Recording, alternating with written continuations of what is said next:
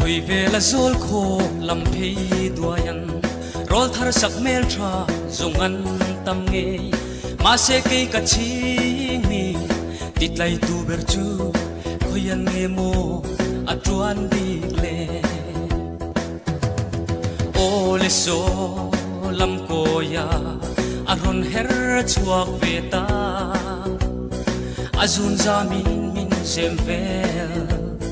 bia thula ka hlan ngam si lo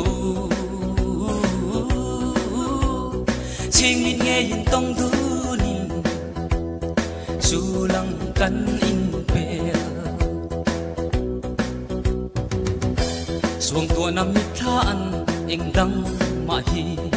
alin mol si lo a cham reng tri voi khatal in tong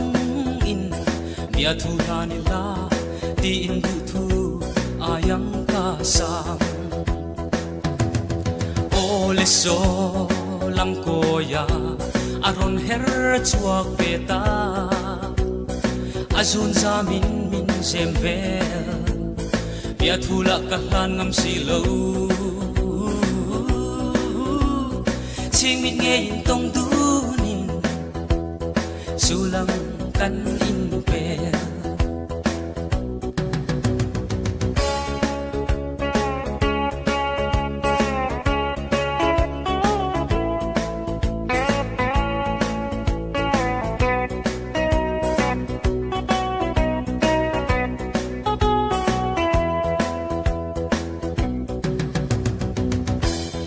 luang arun huna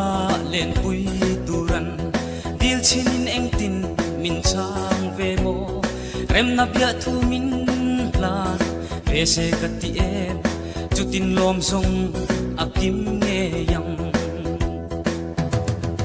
ole so lam ko ya arun her chuak ve ta azun za min sem vel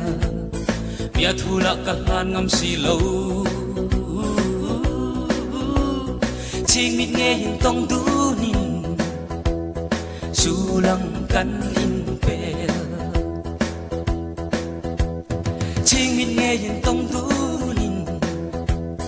su lang kan in pel